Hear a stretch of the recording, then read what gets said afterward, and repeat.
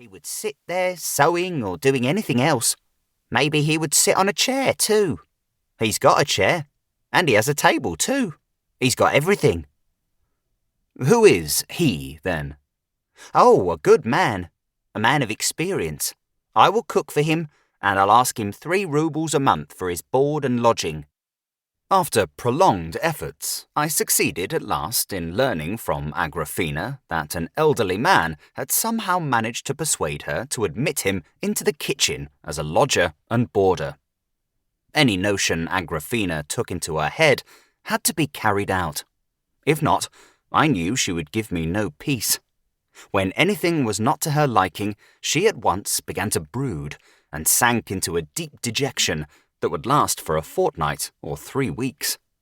During that period, my dinners were spoiled, my linen was mislaid, my floors went unscrubbed.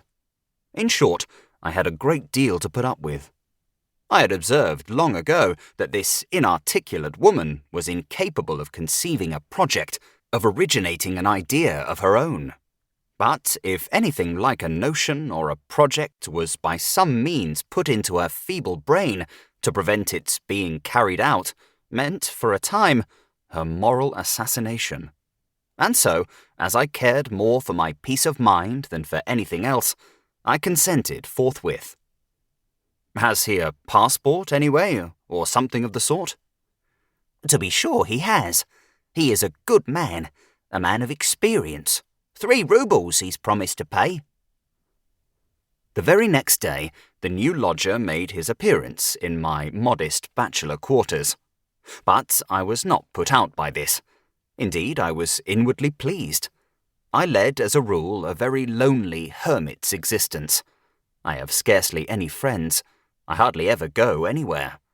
As I had spent 10 years never coming out of my shell, I had, of course, grown used to solitude.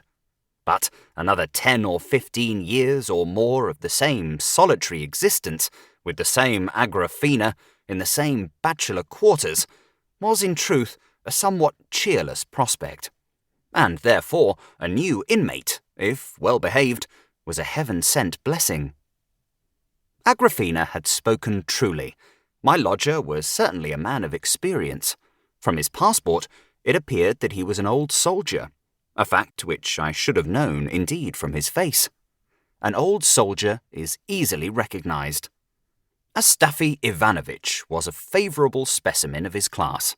We got on very well together. What was best of all, Astafy Ivanovitch would sometimes tell a story, describing some incident in his own life. In the perpetual boredom of my existence, such a storyteller was a veritable treasure. One day, he told me one of these stories. It made an impression on me. The following event was what led to it. I was left alone in the flat. Both Astafy and Agrafena were out on business of their own. All of a sudden, I heard from the inner room somebody, I fancied a stranger, come in. I went out. There actually was a stranger in the passage, a short fellow wearing no overcoat in spite of the cold autumn weather. What do you want? Does a clerk called Alexandrov live here? Nobody of that name here, brother. Goodbye. Why, the dvornik told me it was here, said my visitor, cautiously retiring towards the door. Be off, brother, get along. Next day, after dinner, while Astafy Ivanovitch was fitting on a coat which he was altering for me, again someone came into the passage. I half opened the door. Before my very eyes, my yesterday's visitor, with perfect composure, took my wadded greatcoat from the peg and, stuffing it under his arm, darted out of the flat. Agrafena stood all the time staring at him, agape with astonishment, and doing nothing for the protection of my property. Astafy Ivanovitch flew in pursuit of the thief, and 10 minutes later came back out of breath and empty-handed.